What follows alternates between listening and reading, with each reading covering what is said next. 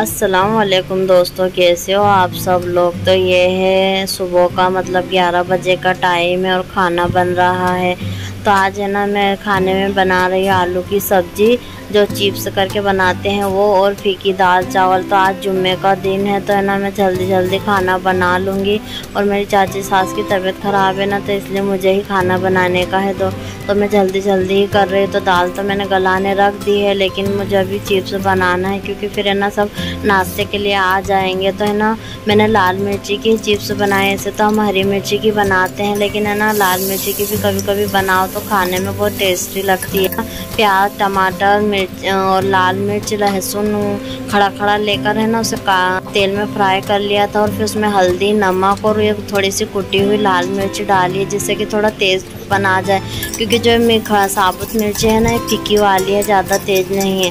तो ये मैंने आलू की चिप्स करी थी, तो अब मैंने इससे मैं डाल दूँगी। तो मैं है ना ये कढ़ाई में भी बनाओ तो बहुत अच्छी बनती है, लेकिन मुझे थोड़ी जल्दी थी इसलिए मैंने कुकर में बनाई। तो कुकर में भी गली हुई बहुत अच्छी बन जाती है। तो कुकर में ही मैं जल्दी से इसकी सीटी ले लूँगी और फिर आटा गूँधकर है ना रोटी बना लूँगी। और मैंने छोटे कुकर में ही एक सीटी ले ली थी। तो छोटा कुकर है ना हमारे बहुत काम में आता है, मतलब ऐसी जो छोटी मोटी चीज़ें होती है ना तो बहुत जल्दी इसमें बन जाती है। तो देखिए जल्दी जल्दी के चक्कर में ना मैंने पूरा सारा सामान बिखेर लिया है, क्योंकि क्या होता है ना कि जो काम ज़्यादा ज़रूरी होता है तो हमारा पूरा फोकस उसी पर होता है। तो आसपास ये सब बगलान होते जाती है ना, तो मैं पड़े रहने देती हूँ, क्योंकि मुझे सब्ज़ी बनाना ज़्यादा ज़रूरी था। अब जब तक इसमें सीटी लगेंगी ना मैं यहाँ का पूरा सामान उठा कर रख दूँगी।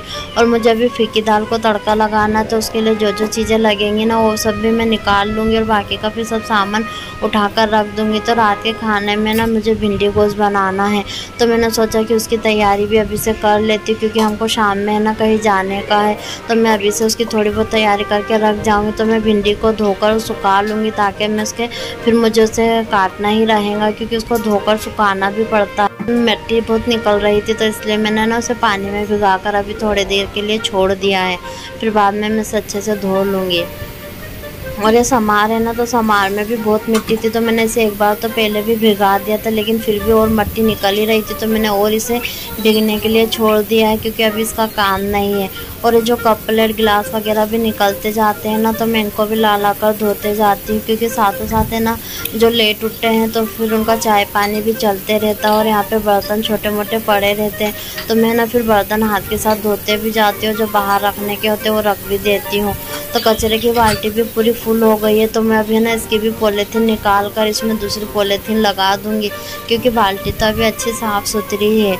तो ऐसा ही होता है ना कि जब हम किचन में घुसते हैं ना, तो हमें इतने सारे काम नज़र आने लग जाते हैं कि लगता है कि अभी तो कुछ काम ही नहीं था, और एकदम से काम पे काम आते जाते। तो अच्छा हुआ कि मैंने जल्दी से सब्ज़ी बना ली थी, क्योंकि जैसी सब्ज़ी बनी ना वैसे ही सब खाने वाले आ गए थे, और मैंने आटा गूँध कर भी पहले ही रख लिया था।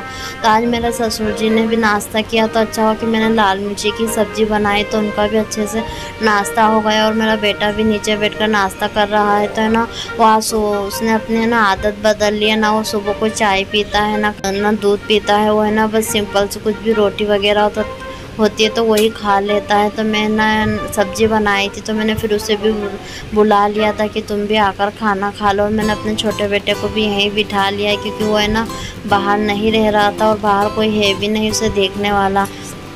तो आज मेरी चाची की तबीयत ख़राब हो गई है ना, तो इसलिए फिर मैं मेरे ननद के लड़का भी उन्हें बहुत ज़्यादा परेशान कर रहा, तो वो भी उसे लेकर उधर बैठे, और मैंने इन दोनों को इधर बैठा लिया है।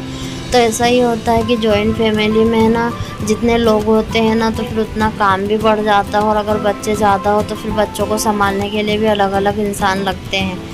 तो देखिए किचन की क्या हालत हो रही है। और मैंने ना साथ में रोटी बनाई, वैसे ही चूल्हा चालू था, तो मैंने पहले है ना दाल फ्राई करने रख दी, क्योंकि मुझे जल्दी जल्दी दाल भी बनाने की। आज जुम्मे का दिन है और मुझे बाहर जाकर भी काम करना है, मेरा नहाना धोना भी है। तो फिर है ना इसलिए मैं ना खाने बनाने की थोड़ी स्पीड कर रही हूँ, पहले मेरा खाना बन जाए फिर सफाई तो मैं सब एक साथ कर लूँगी। जब हमारे पास टाइम होता है तो हम बीच बीच में ही सफाई करते रहते हैं, लेकिन जब मेरे पास टाइम नहीं होता है ना, तो मेरा पूरा फोकस खाना बनाने पर होता है कि मैं पहले खाना बना लूँ, उसके बाद फिर मैं काम करूँ। तो मैं आज आपको बता रही हूँ कि हम मटन किस तरीके से बॉईल करके रखते, तो आप भी इस तरीके से मटन को बॉईल करके रख सकते हैं। तो हमने ना आपको जितनी भी प्याज लगती हो आप उतनी प्याज डालें, हल्दी, नमक और 1 पली तेल डालकर और मटन को है ना इसमें धोकर डाल दें और फिर इसको है ना अच्छे से मिला लें। तो ये मटन का क्या होता है कि आप इसको बॉईल करके रख लोगे ना, तो फिर आप इसको सब्जी के साथ बनाओ, लाल मिर्ची का बनाओ, हरी मिर्ची का बनाओ, जब भी बनाना हो तो बस इसको बनाना ही होता है। फिर इससे ना बनने में टाइम नहीं लगता है, 10-15 मिनट में आपकी तरकारी बनकर तैयार हो जाती है। तो जैसे मैंने इसे अभी ना पानी सुखाने के लिए रख दिया, जब तक ये पानी सूख रहा है तो मैं अपने किचन का जो सामान है ना वो सब उठा लूँगी। जितनी भी मुझे साफ़ सफाई करनी है, सब बेसिन वगैरह साफ़ करना है, वो सब भी मैं करके रख दूँगी जब तक पानी भी सूख जाएगा।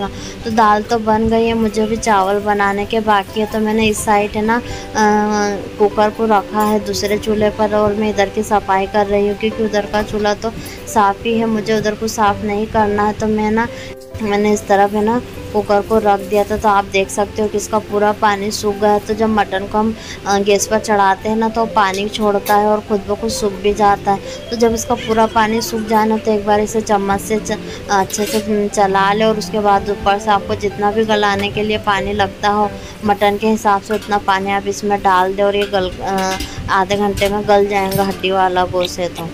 तो ये देखिए है ना हमारे पीछे का स्टोर रूम है, जो कि है ना इस तरीके से लोहे की पट्टियों का बना हुआ है। तो और बाहर कितनी धूप भी तेज़ है, तो ये ना धूप की वजह से बहुत ज़्यादा गर्म हो जाता है।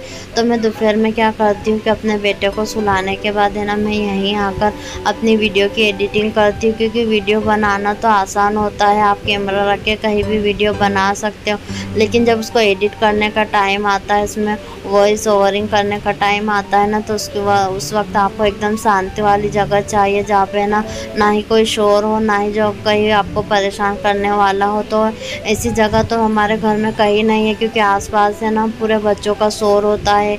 हमारा कारखाना है तो कारखाने की बहुत आवाज़ आती है, तो इसकी वजह से ना मुझे इस तरीके से पीछे धूप में आकर बैठना पड़ता है। यहाँ गर्मी तो इतनी होती है कि मैं ना गर्मी से लाल हो जाती हूँ, लेकिन क्या करें, वीडियो बनाने के लिए मुझे यहाँ आकर बैठना ही पड़ता है। और कभी कभी ऐसा होता है कि मेरा बेटा भी उठ जाता है तो मुझे उसे भी यहाँ लाना पड़ता है।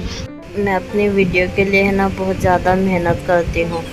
तो शाम का टाइम है और हमें ना हमारी फूफी जान के घर आए हैं कि उन्होंने हमें ना सिरखुरमा पीने के लिए बुलाया है, क्योंकि वो कब से बोल रहे थे लेकिन हमारा आना नहीं हो रहा था।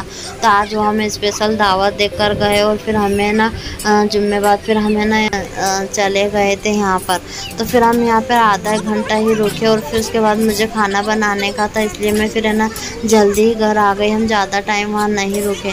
तो कोई दिल से बुलाता है ना तो फिर वहाँ जाए बिना अच्छा भी नहीं लगता है। तो वो हमें कब से बुला रहे थे, तो फिर है ना आज तो हमने पूरा टाइम निकाल कर हम वहाँ चले ही गए थे।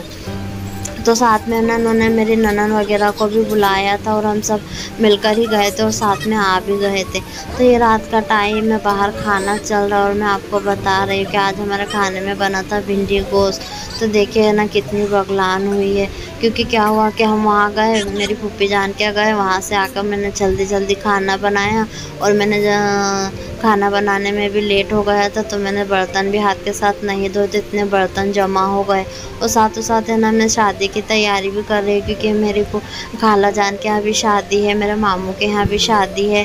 तो है ना मुझे बहुत सारे कपड़ों की ज़रूरत पड़ेंगी। तो मैं अपने पुराने नए जितने भी कपड़े हैं ना सब पहन के देख रही थी कि मुझे कैसे हो रहा है, क्योंकि मैं ना पहले दुबली थी और अब है ना अच्छी मोटी हो गई हूँ। तो ना मुझे कोई कपड़े बिल्कुल भी नहीं आ रहा है, तो फिर मुझे कुछ करना पड़ेगा कपड़ों के लिए। और आज है ना मेरे